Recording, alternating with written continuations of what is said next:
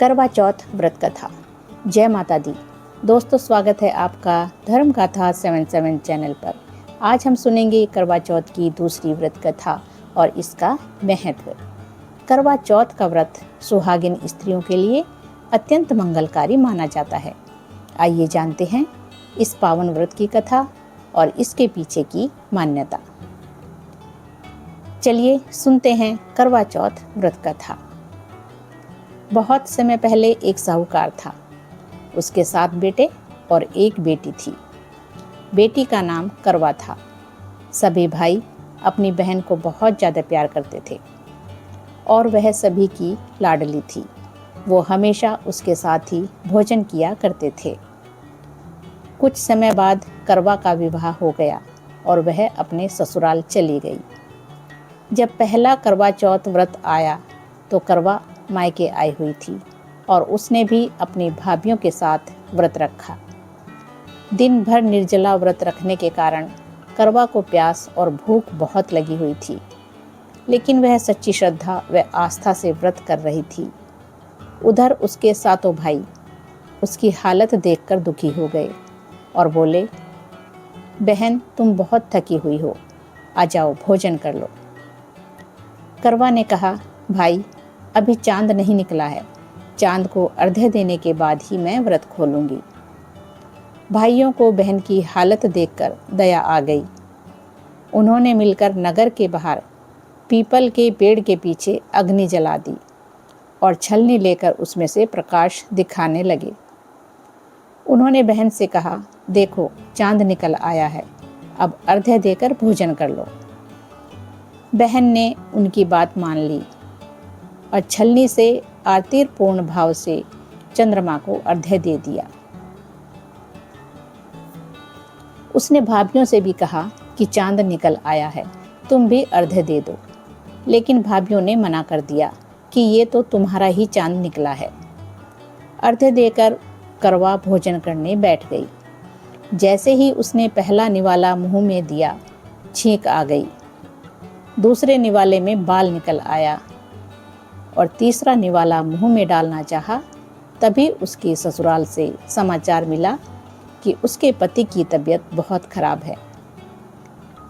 करवा दौड़ी दौड़ी ससुराल पहुंची तो देखा कि उसका पति मृत अवस्था में लेटा हुआ है।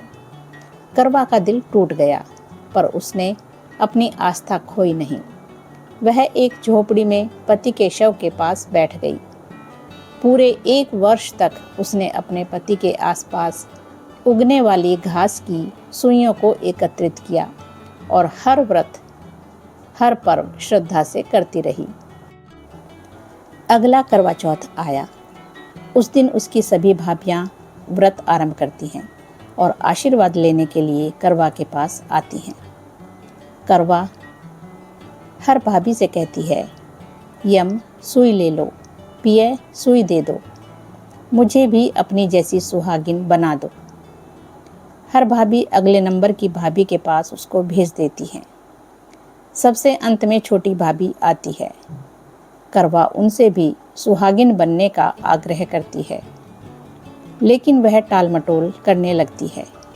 इसे देख करवा उन्हें जोर से पकड़ लेती है और अपने सुहाग को जिंदा करने के लिए कहती है। भाभी उससे छुड़ाने के लिए नोचती है, खसोटती है, लेकिन करवा नहीं छोड़ती है। अंत में उसकी तपस्या को देख भाभी पसीज जाती है और अपनी छोटी उंगली को चीरकर उसमें से अमृत उसके पति के मुंह में डाल देती है। करवा का पति तुरंत श्री गणेश कहता हुआ उठ बैठता है और दोनों का सुहाग अमर हो जाता है। समस्त महिलाएं करवा चौथ के दिन यही कथा सुनती हैं और प्रार्थना करती हैं कि हे माँ गौरी और गणेश जी, जैसे आपने करवा को चिर सुहाग दिया, वैसे ही सबको चिर सुहाग देना।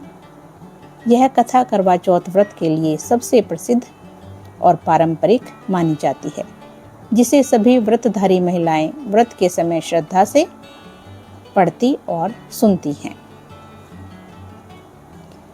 तो यह थी करवा चौथ व्रत कथा। आशा है आपको यह कथा और यह जानकारी पसंद आई होगी। दोस्तों, अगर आपको यह वीडियो अच्छी लगी तो लाइक और शेयर ज़रूर करें और धर्म तथा आस्था से जुड़ी और भी कथाएं सुनने के लिए हमारे चैनल धर्मगाथा 77 को ज़रूर सब्सक्राइब करें। हर हर महादेव, जय माता दी, जय गणेशाय नमः। अंत में जय गणेशाय नमः जरूर लिखें। सभी के पति की लंबी उम्र हो, दीर्घायु हो सब, यही भगवान गणेश जी से प्रार्थना करें।